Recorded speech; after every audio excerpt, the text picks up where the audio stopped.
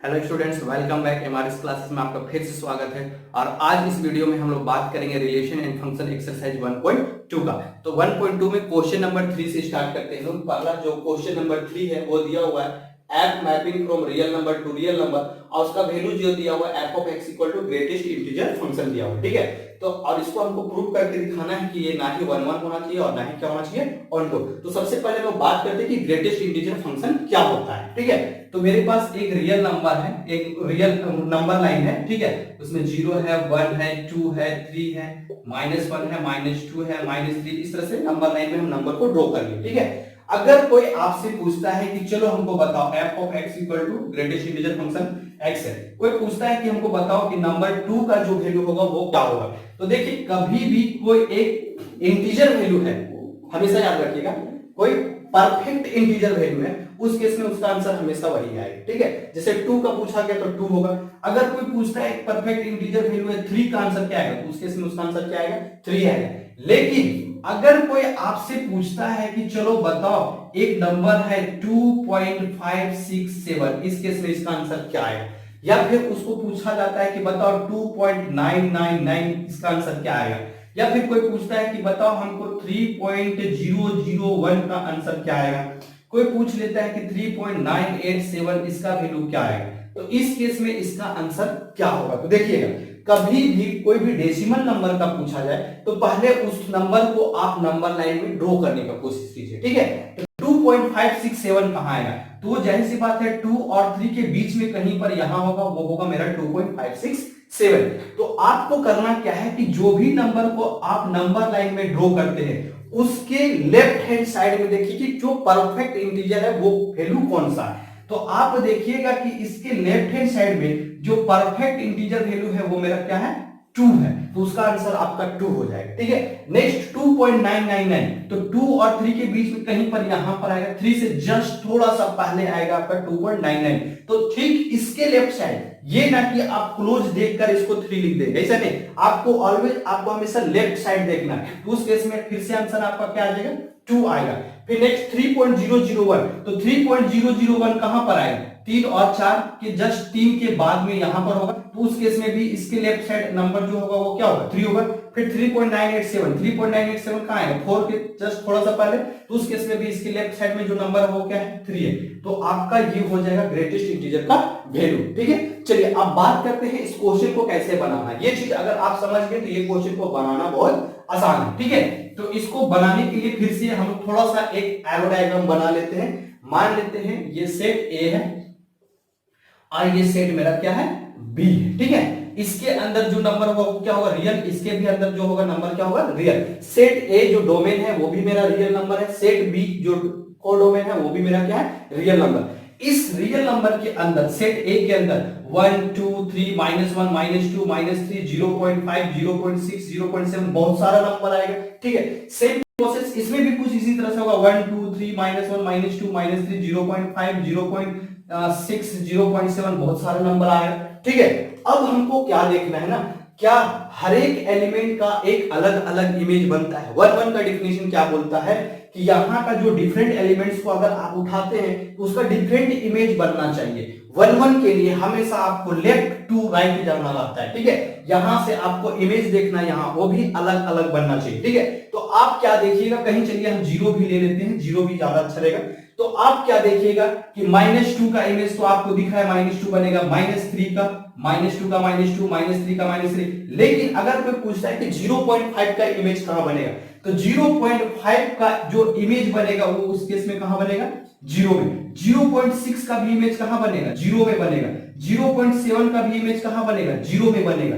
क्योंकि आपने अभी देखा कि ग्रेटेस्ट इंटीजर फंक्शन 0 और 1 के बीच में अगर कोई भी नंबर जैसे 0.5 हो, 0.6 हो, 0.7 कोई भी नंबर हो, तो इसके लेफ्ट साइड में जो नंबर आ रहा है वो क्या है, 0 है। उस केस में उसका वैल्यू क्या आएगा, 0 आएगा। तो ये आप क्या देख रहे हैं कि 2 और 2 से ज्यादा एलिमेंट का भी आपको जो इमेज बन रहा है वो क्या बन रहा है, 0 बन रहा है। इस केस में ये 1 1 ना होके क्या हो जाएगा, ऑल्टो हो जाएगा। तो चलिए इसको लिखते कैसे हैं सबसे पहले वो देख लेते हैं। ठीक है, तो फॉर 1 1 का बात करें, 1 1 के लिए बात करते हैं, तो 1 1 के लिए कंडीशन क्या था, मान लेते हैं दो नंबर कौन कौन सा लिए, late x1 equal to 0.5 and x2 बराबर कितना है मेरे पास 0.6, दो नंबर को आप ले लिए, ठीक है। देन 1 का जो कंडीशन था क्या था, f ऑफ x1 बराबर, अगर f ऑफ x2 लिखते हैं तो x1 बराबर आपका क्या होना चाहिए, x2 होना चाहिए। तो f ऑफ x1, तो यहाँ f ऑफ x1 पुट कीजिएगा तो यहाँ क्या होगा x1, नेक्स्ट x2 कीजिएगा तो यहाँ क्या होगा x2।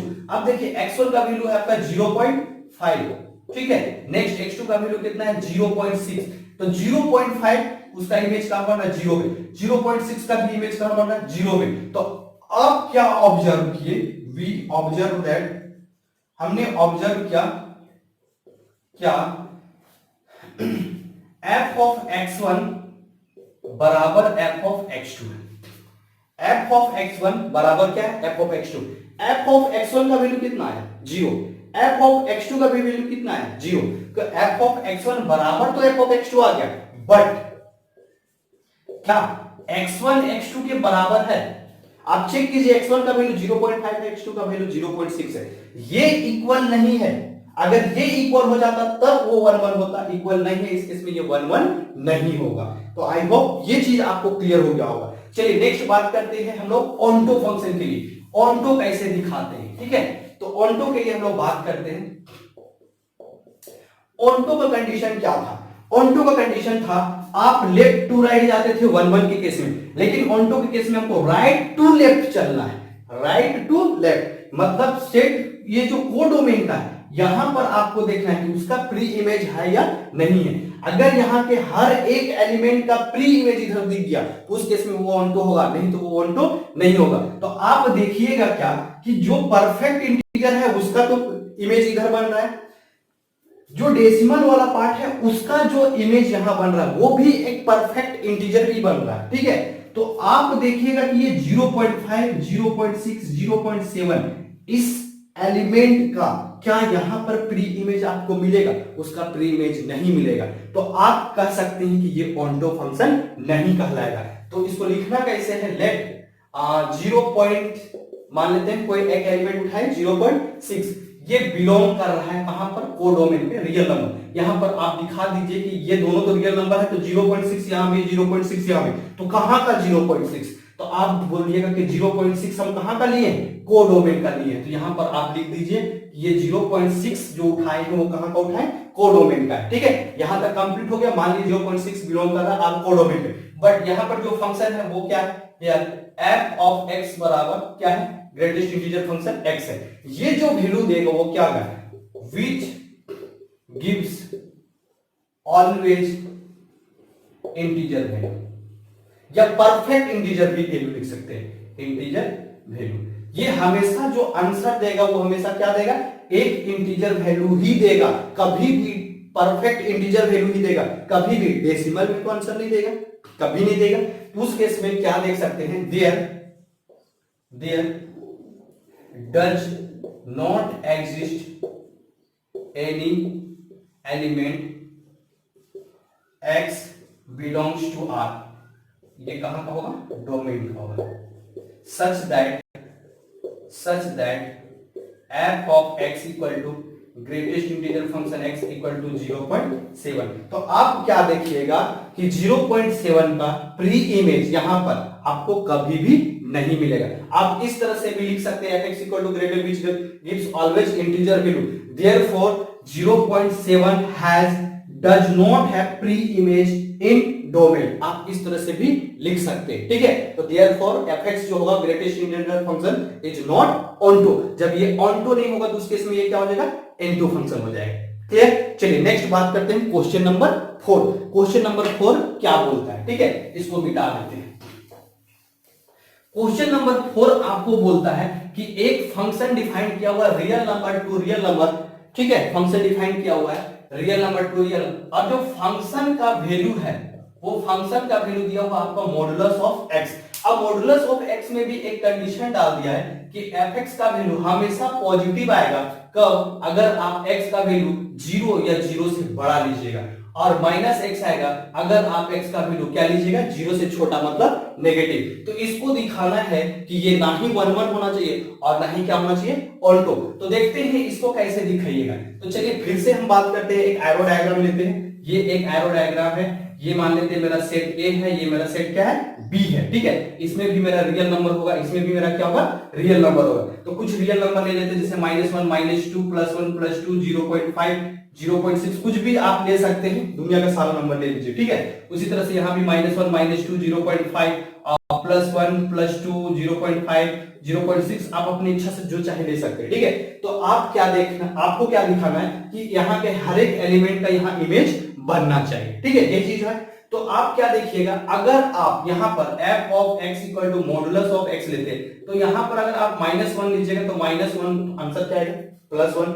और अगर आप +1 लेते हैं उस केस में भी आंसर क्या आएगा, +1। उसी तरह से अगर -2 लेते हैं तो -2 का भी आंसर क्या आएगा, +2। और अगर आप +2 लेते हैं उस केस में भी इसका आंसर क्या आएगा, +2। तो आप साफ साफ देख रहे हैं कि -1 लेने से भी आंसर 1 आता है, +1 लेने से भी आंसर 1 आता है, -2 लेने से भी 2 आता है, और +2 भी लेने से क्या आता है, 2 आता है। तो आप देख सकते हैं कि दो डिफरेंट एलिमेंट्स बट इमेज क्या मिल रहा है, सेम मिल रहा है। दो डिफरेंट एलिमेंट बट इमेज क्या मिल रहा है, सेम मिल रहा है। इस केस में ये 1 1 नहीं कहलाएगा। 1 1 का कंडीशन था कि हर एक एलिमेंट का एक ही इमेज बनना चाहिए। तो आप 1 1 लिख सकते हैं। और 1 1 केस में क्या होगा, मान लेते हैं लेट x1 का वैल्यू -1 ले लिए एंड x2 का वैल्यू आप क्या ले लिए, +1 ले लिए, ठीक है। Then f of x1 equal to क्या होना चाहिए, f of x2। f of x1 के केस में आपका क्या हो जाएगा, x1 का वैल्यू यहां पर हो जाएगा मेरा मॉडुलस ऑफ x1, और यहां क्या हो जाएगा, मॉडुलस ऑफ x2। यहां x1 का वैल्यू -1 और x2 का वैल्यू क्या है, +1 है, ठीक है। तो मॉडुलस ऑफ -1 करेंगे तो भी 1 आएगा, +1 करेंगे तो भी क्या आएगा, 1 आएगा। तो आपने क्या देखा, देन क्लियरली आपने ऑब्जर्व किया होगा कि f ऑफ x1 जो है वो f ऑफ x2 के बराबर आ रहा है। f ऑफ x1 का वैल्यू 1, f ऑफ x2 का भी वैल्यू क्या आ रहा है, 1। लेकिन आपने देखा कि x1 जो है वो x2 के बराबर नहीं, x1 का वैल्यू -1 है और x2 का वैल्यू क्या है, +1 है। इस केस में ये 1 1 मेरा फंक्शन नहीं कहलाएगा। ये 1 1 नहीं कहलाएगा तो क्या कहलाएगा, ये मेनी वन फंक्शन कहलाएगा। चलिए नेक्स्ट बात करते हैं ऑन्टो फंक्शन के लिए कि इसको ऑन्टो कैसे दिखाएंगे। ऑन्टो के लिए आपको क्या करना है, फिर से वही कंडीशन। ऑन्टो के लिए आप 1 1 के लिए लेफ्ट टू राइट जाते थे, लेकिन ऑन्टो के लिए राइट टू लेफ्ट जाना है। तो आप देखिएगा कि यहां पर माइनस प्लस सब का जो रिजल्ट आएगा वो हमेशा एक पॉजिटिव इंटीग्रल वैल्यू ही मिलेगा, हमेशा पॉजिटिव। लेकिन यहां पर नेगेटिव नंबर तो छूटता चला जा रहा है, नेगेटिव का प्री इमेज इधर मिल रहा है, नहीं मिल रहा है। इस केस में ये ऑन्टो नहीं होगा। तो आप क्या ले सकते हैं, मान लेते हैं कोई एक नंबर ले लेते हैं, let x1 x equal to, या सॉरी यहां पर मान लेते हैं कोई नंबर ले लेते हैं, कोडोमेन का y का नंबर उठाना है, मान लेते हैं उठा लेते हैं -2, ठीक है। -2 ये कहां बिलोंग कर रहा है, r पे, और ये नंबर जो है वो कहां का है, कोडोमेन का, याद रखिए, ठीक है। कहां का एलिमेंट को उठाए, कोडोमेन का है, ठीक है। आल्सो f ऑफ x हमको क्या दिया हुआ है, modulus of x which gives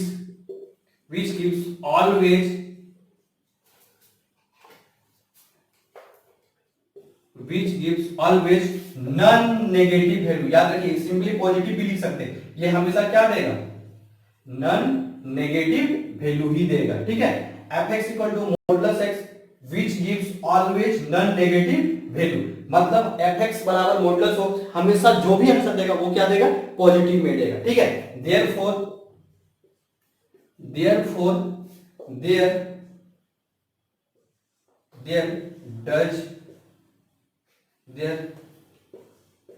does not exist any x belongs to R in domain, ठीक है, such that f of x equal to modulus of x equal to कितना, -2, ठीक है। तो आप क्या लिख सकते हैं कि -2 का प्री इमेज यहां पर आपको नहीं मिलेगा, उस केस में ये ऑन्टो फंक्शन नहीं कहलाएगा। तो ऑन्टो नहीं कहलाएगा, इसका मतलब क्या कहलाएगा, इनटू फंक्शन कहलाएगा, ठीक है। चलिए अब बात करते हैं next question number 5। Question number 4 के बाद हम लोग बात करते हैं क्वेश्चन नंबर 5 का, कि क्वेश्चन नंबर 5 आपको क्या बोलता है। देखते हैं, ध्यान से देखिए, ठीक है। थोड़ा सा प्रॉब्लम होगा समझने में, लेकिन कोशिश कीजिएगा तो बिल्कुल आपको समझ में आ जाएगा। क्वेश्चन नंबर 5 आपको क्या दिया हुआ है, साइनम फंक्शन है, फंक्शन वही डिफाइन किया हुआ है, आपको फंक्शन डिफाइन किया हुआ है real number to real number, ठीक है। और F of X equal to दिया होगा आपको 1 इफ एक्स जो है ग्रेटर देन और इक्वल टू क्या है 0 है। फिर 0 दिया हुआ इफ एक्स इक्वल टू क्या है 0 है, और -1 है इफ एक्स जो है क्या है लेस देन 0 है। तो ये आपको फंक्शन डिफाइन किया हो, इसको बताना है कि नाइदर ये 1 1 होना चाहिए और ना ही क्या होना चाहिए ऑनटो होना चाहिए, ठीक है। तो देखिए x जो है ग्रेटर देन 0 पे क्या है 1 है, ठीक है। तो देखिए इसका सॉल्यूशन क्या होगा, ठीक है। पहले बात करते हैं लोग 1 1 का, ठीक है। ध्यान से देखिएगा, ये डोमेन और ये मेरा क्या है कोडोमेन, ये सेट ए ये सेट बी, इसके अंदर जो एलिमेंट है वो रियल नंबर, इसके अंदर भी जो एलिमेंट है वो मेरा क्या है रियल नंबर दिया हुआ है। डोमेन में भी रियल नंबर, कोडोमेन में भी रियल नंबर, ठीक है। अब यहां पर तो बहुत सारा नंबर हो गया, -1 -2 0 +1 +2 +3 0.5 0.6, इस तरह से बहुत सारा नंबर हो गया। -1 -2 0 1 2 3 0.5 0.6, अपने अंदाज से कुछ भी ले लीजिए, ठीक है। अब ध्यान से सुनिए, यहां क्या बोलता है x का वैल्यू अगर आप 0 से बड़ा लेते हैं, कुछ भी लीजिए 0 से बड़ा, 0 से बड़ा में कौन आता है 1 आता है, फिर क्या आता है 2 आता है, फिर क्या आता है 3 आता है। उस केस में हमेशा आपका आंसर क्या आएगा 1 आएगा। आप 0 से बड़ा 1 लिए तो भी 1, 2 लिए तो भी 1, 3 लिए उस केस में भी आपका क्या आंसर 1। हाँ 0 से बड़ा क्या 0.5 भी होगा, हाँ होगा। 0.5 का भी इमेज कहां बनेगा 1, 0.6 के केस में भी इमेज क्या बनेगा 1 ही बनेगा। आपको लिख दिया है कि 0 से बड़ा होना चाहिए, और नेक्स्ट 0 पर तो 0 पर ही बन रहा है, इससे कोई दिक्कत नहीं। और नेक्स्ट बोलता है 0 से छोटा, 0 से छोटा -1 -2 -0.5 -0. कुछ भी लेते उस केस में हमेशा आंसर क्या आ रहा है -1 आ रहा है।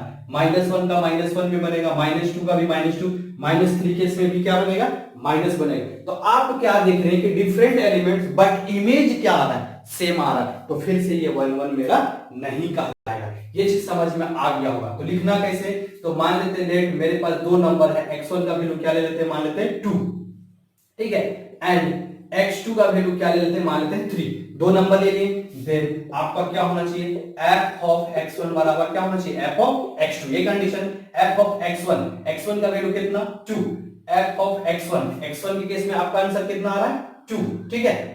f ऑफ x1 का वैल्यू के केस में क्या आ रहा है, तो f ऑफ यहां पर डाल देते हैं 2, और नेक्स्ट x2 में वैल्यू कितना है 3, तो यहां डाल देते हैं 3। तो देखिए f ऑफ 2 जब 2 लेते हैं तो उस केस में आपका आंसर कितना आता है 1, और f ऑफ 3 भी लेते हैं तो उस केस में भी आपका आंसर कितना आता है 1 ही आएगा। हमेशा याद रखिए 2 3 4 5 कुछ भी यहां पुट कीजिए हमेशा आंसर क्या आएगा 1 ही आएगा। तो आप देख सकते हैं, आप ऑब्जर्व कर सकते हैं कि f ऑफ x1 बराबर f ऑफ x2 तो है, x1 का वैल्यू भी 1, f ऑफ x2 का भी वैल्यू क्या है 1, बट आपने क्या देखा क्या x1 x2 सेम है, नहीं है, x1 x2 के बराबर नहीं है। इस केस में ये मेरा 1 1 नहीं कहलाएगा, 1 1 नहीं कहलाएगा तो क्या कहलाएगा ये ऑन्टो फंक्शन का और मैनिमल फंक्शन का, ठीक है। चलिए नेक्स्ट बात करते हैं हम ऑन्टो के लिए। ऑन्टो के लिए क्या होगा, ऑन्टो के लिए क्या होगा, तो ऑन्टो के लिए ध्यान से देखिएगा, ठीक है।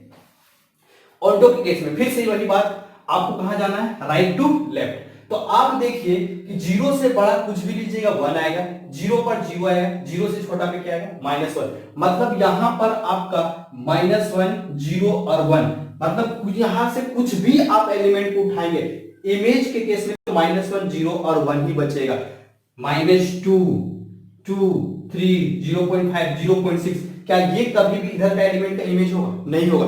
जब इधर का इमेज ही नहीं बन रहा है तो जाहिर सी बात है कि इधर ये 2 3 0.5 0.6 क्या इधर प्री इमेज मिलेगा, नहीं मिलेगा। तो आप लिख सकते हैं, मान लेते हैं लेट आप क्या ले लेते हैं नंबर मान लेते ले लेते 3 बिलोंग कर रहा है कहां R पे, और ये कहां का एलिमेंट है कोडोमेन पर है, ठीक है। यहां तक समझ में आ गया कि 3 यहां का कहां का एलिमेंट है कोडोमेन का। There does not exist, there does not exist any pre-image in x belongs to R domain, ठीक है। therefore it is not onto। ये कंप्लीट हो गया। ये था क्वेश्चन नंबर 5, बहुत इजी है। 3 का प्री इमेज यहां पर नहीं है, तो 3 इमेज नहीं हुई, तो उस केस में ये ऑनटो नहीं कहलाएगा। चलिए नेक्स्ट बात करते हैं क्वेश्चन नंबर 6। क्वेश्चन नंबर 6 में हमको क्या दिया हुआ है, ठीक है। क्वेश्चन नंबर 6 ध्यान से देखिए, सब कुछ समझ में आएगा लेकिन ध्यान से देखने से, ठीक है। तो एक सेट दिया हुआ है क्वेश्चन नंबर 6, लेट ए बराबर एक सेट दिया हुआ है, इसके अंदर एलिमेंट है 1 2 3, ठीक है, 1 2 और 3। एक अनदर सेट बी है जिसके अंदर एलिमेंट है 4 5 6 और क्या दिया 7, और फंक्शन डिफाइन कर दिया हुआ, फंक्शन का जो वैल्यू आता है वो दिया हुआ 1 4, नेक्स्ट है 2 5, ठीक है, नेक्स्ट है 3 और 6, ये दिया हुआ, ठीक है। बोलता है be a function from A to B so that F जो होना चाहिए क्या होना चाहिए 1 1 होना चाहिए, ठीक है। तो देखिए इसको हमको प्रूव करना है कि ये क्या होना चाहिए 1 1 होना चाहिए, ठीक है। तो मान लेते हैं ये सेट ए है और ये सेट क्या है बी है, ठीक है। तो सेट ए के अंदर जो एलिमेंट है क्या है 1 2 और 3, और सेट बी के अंदर है 4 5 6 और 7। तो देखिए जो आंसर आता है 1 का इमेज कहां बन रहा है 4 पर बन रहा है, ठीक है, 2 का इमेज कहां बन रहा है 5 पर, 3 का इमेज कहां बन रहा है 6 पर। तो 1 1 का कंडीशन क्या था, 1 1 का कंडीशन यही था कि सेट ए का हर एक एलिमेंट का अलग अलग इमेज बनना चाहिए, ठीक है। तो 1 का इमेज भी अलग, 2 का भी इमेज अलग, 3 का भी इमेज अलग। तो इस केस में इसको क्या बोलेंगे 1 1 बोलेंगे। तो आप तो साफ साफ देख सकते हैं क्लियरली f1 का वैल्यू ले रहे हैं क्लियरली, डिफरेंट आप लिख सकते हैं different elements have different image, ठीक है, देयरफॉर इट इज 1 1। आप देख सकते हैं इस एरो डायग्राम को बना दीजिए, उसके बाद लिख दीजिए डिफरेंट एलिमेंट्स हैं different image therefore it is 1 1। आप देख सकते हैं यहाँ पर डिफरेंट एलिमेंट्स है, उसका इमेज क्या बन रहा है अलग अलग बन रहा है, 1 का इमेज 4, 2 का 5, 3 का इमेज क्या बन रहा है 6। इस केस में ये क्या हो जाएगा 1 1 हो जाएगा, ठीक है। चलिए नेक्स्ट बात करते हैं क्वेश्चन नंबर 7। क्वेश्चन नंबर 7 में क्या बोलता है, in each of the following this is state whether the function is 1 1 onto और बाइजेक्टिव, जस्टिफाई योर आंसर। यहां पर बोलता है एक फंक्शन डिफाइन किया हुआ है, वो बताना है कि ये 1 1 और ऑनटो है या नहीं, ठीक है। क्वेश्चन नंबर 7 में 2 पार्ट है, तो हम फर्स्ट पार्ट को करते हैं। फंक्शन डिफाइन किया हुआ है from real number to real number, और उसका जो वैल्यू दिया हुआ f ऑफ x बराबर दिया हुआ 3 - 4x, ठीक है। तो इसको दिखाना है कि ये 1 1 और ऑनटो होना चाहिए नहीं। चलिए 4 1 1 का बात करते हैं, 1 1 का बात करते हैं। पहले 1 1 का कंडीशन क्या था, 2 नंबर लेना है, लेट x1 और x2, ये दोनों नंबर कहां होना चाहिए सेट का होना चाहिए, रियल नंबर, ठीक है। देन f ऑफ x1 बराबर क्या होना चाहिए f of x2। f of x1 put कीजिएगा कितना आएगा 3 - 4x1, f of x2 put कीजिएगा 3 - 4x2, यही आएगा। यहां से देखिए आप 3 और 3 तो कैंसिल आउट हो जाएगा, तो रिजल्ट क्या आएगा -4x1 = -4x2। यहां से भी माइनस माइनस कैंसिल और 4 4 फिर से क्या हो जाएगा कैंसिल आउट, तो फाइनली हमको क्या मिलेगा x1 बराबर x2। मतलब ये मेरा क्या कहलाएगा 1 1 कहलाएगा। f ऑफ x1 बराबर f ऑफ x2 लेते थे, x1 अगर x2 के बराबर आ जाता है उस केस में क्या कहलाता है 1 1। आप इस तरह से भी ले सकते हैं, ये सेट A है, ये सेट मेरा B है, यहाँ पर रियल नंबर है, यहाँ भी रियल नंबर, ठीक है। तो यहाँ से कोई भी वैल्यू ले लेते हैं, जैसे 1 ले लीजिए, -1 2 -2 कुछ भी लीजिए। जैसे 1 पुट कीजिएगा तो उस केस में आंसर क्या आएगा 1 रखे f ऑफ 1, उस केस में आंसर क्या आ रहा है -1 आ रहा है, ठीक है। ये फिर -1 यहाँ पर पुट करके दीजिएगा, जैसे -1 पुट कीजिएगा तो माइनस माइनस क्या हो जाएगा प्लस, तो -1 के केस में क्या इमेज आएगा 7। फिर अगर 2 पुट कीजिएगा तो 4 दूना 8 में से 3 घटेगा कितना आ जाएगा -5, ठीक है। और -2 पुट कीजिएगा तो कितना आ जाएगा 8 + 3 क्या आ जाएगा 11। तो आप देख सकते हैं हर एक एलिमेंट का अलग अलग इमेज बन रहा है, इस केस में ये मेरा क्या कहलाएगा 1 1 कहलाएगा, ठीक है। चलिए नेक्स्ट बात करते हैं हम ऑन्टो केस में, ठीक है। ऑन्टो के केस में क्या होगा, चलिए बात करते हैं हम ऑन्टो, ठीक है। तो ऑन्टो के लिए हम कल ही बताए थे कि जो भी फंक्शन होगा उसको हमको क्या मान लेना है y मान लेना है, ठीक है। Let f(x) = y। अब क्या हो जाएगा, देन ये जो फंक्शन है y = क्या हो जाएगा 3 - 4x, यहां तक कंप्लीट। अब हमको यहां पर x का वैल्यू चाहिए, तो आप इसी चीज को क्या लिख सकते हैं y - 3x = -4x लिख सकते हैं, ठीक है। और यहां से ये क्या हो जाएगा फाइनली -4x = भी लिख सकते हैं y - 3, तो यहां से अगर इस माइनस को दोनों तरफ मल्टीप्लाई कर दें, ठीक है, तो हमको क्या होगा 4x इक्वल टू क्या, हम इसको 3 माइनस वाई नहीं लिख सकते, लिख सकते हैं, या तो यहां से आप माइनस कॉमन लेके दोनों साइड कैंसिल आउट कर दीजिए, ठीक है। तो फाइनली हमको x का जो वैल्यू मिल जाएगा वो क्या मिलेगा 3 माइनस वाई अपॉन 4, इतना मिल जाएगा। यहां तक तो समझने में कोई दिक्कत नहीं। अब आपको क्या करना है, देखिए अब आपको करना है कि यहां से देखिए ऑन टू प्रूफ कर रहे हैं तो हमेशा यहां से चलना है, ठीक है। यहां से कोई भी एक एलिमेंट को उठाइए, तो ये ओरिजिनल में क्या है सेट x है और ये सेट मेरा क्या है y, मतलब x का एलिमेंट होगा, ये क्या होगा y का एलिमेंट होगा। तो जैसे आप यहां से जैसे 2 उठा लेते हैं, ठीक है, 2 आप यहां पर y में पुट करते हैं तो रिजल्ट क्या है, देखिए 3 माइनस 2 अपॉन 4, रिजल्ट 1/4। क्या यहां पर 2 का इमेज यहां 1/4 है या नहीं है, क्योंकि सेट जो है रियल नंबर का है, तो आप यहां से 2 उठाएं उसका इमेज मिल गया, प्री इमेज मिल गया। उसी तरह से आप ऐसा कीजिए कि एक नंबर मान लेते हैं हम 3 ले लेते हैं, तो 3 पुट कीजिएगा तो रिजल्ट क्या है 0। तो क्या यहाँ पर 0 है या नहीं, रियल नंबर है, 0 तो होगा ही होगा। तो आप क्या कीजिए इस सेट का कोई भी एलिमेंट को उठाइए, आपको यहाँ पर प्री इमेज दिखाई देगा ही देगा। उस केस में हम इसको क्या लिख सकते हैं ऑन्टो लिख सकते हैं, ठीक है। तो यहाँ पर x बराबर 3 माइनस वाई अपॉन 4 ये बिलोंग करेगा कहां पर सेट R पर, मतलब ये कहां पर बिलोंग करेगा डोमेन पे बिलोंग करेगा, ठीक है। मतलब y का आप कुछ भी वैल्यू यहां पर इस तरह से भी लिख सकते हैं, मान लेते हैं देयर एग्जिस्ट आप y का कोई भी वैल्यू लीजिए, ठीक है, y का हाँ कोई भी वैल्यू ले लीजिए, मान लेते हैं y belongs to R such that x belongs to R in domain, ठीक है। तो हम कह सकते हैं कि ये जो फंक्शन हो जाएगा वो मेरा क्या हो जाएगा 1 1 हो जाएगा, ठीक है। आप कोई भी वैल्यू लीजिए ना, यहां से उठाइए कोई भी वैल्यू को यहां पर पुट कीजिए, y बिलोंग्स टू R यहां पर लिख दीजिए कोडोमेन, ठीक है, कोडोमेन। आप कोडोमेन का कोई भी वैल्यू को आप उठाइए आपका x पे बिलोंग करेगा ही करेगा, ठीक है। तो उस केस में हम इसको क्या कर सकते हैं फंक्शन क्या हो जाएगा मेरा ऑन्टो हो जाएगा। और लास्ट में अगर दिखाना है ऑन्टो का कंडीशन क्या था कि f ऑफ x बराबर क्या होना चाहिए था y होना चाहिए। तो इस वैल्यू को यहां पर पुट करिए, f ऑफ x बराबर क्या हो जाएगा मेरा, तो देखिए 3 माइनस 4 x के जगह पे क्या लीजिएगा 3 माइनस y अपॉन क्या हो जाएगा 4। इस केस में ये और ये तो कैंसिल आउट हो जाएगा, ब्रैकेट ओपन कीजिएगा 3 माइनस 3 माइनस माइनस क्या हो जाएगा प्लस, ये कैंसिल हो जाएगा। तो f of x equal to क्या आ गया आपका y आ गया, मतलब कोडोमेन जो हो गया, कोडोमेन जो हो गया वो किसके बराबर हो गया रेंज के बराबर हो गया, ठीक है। कोडोमेन कभी भी याद रखिएगा अगर कोडोमेन रेंज के बराबर आ जाए, कोडोमेन अगर रेंज के बराबर आ जाए उस केस में हम उसको हम लोग क्या बोलते हैं ऑन्टो फंक्शन बोलते हैं। चलिए आज के वीडियो में इतना ही बात करते हैं। सेकेंड क्वेश्चन थर्ड क्वेश्चन बाकी जो भी है खुद से ट्राई करने का कोशिश कीजिएगा, बनेगा तो जरूर कमेंट करके बताइएगा कि क्वेश्चन बन रहा है, ठीक है। और नहीं बनेगा तो हम उसको क्वेश्चन को सिंप्लीफाई करके जरूर नेक्स्ट वीडियो में बनाकर डाल देंगे। अगर आपको ये वीडियो अच्छा लगा होगा तो लाइक और शेयर और सब्सक्राइब जरूर कीजिएगा। Thank you.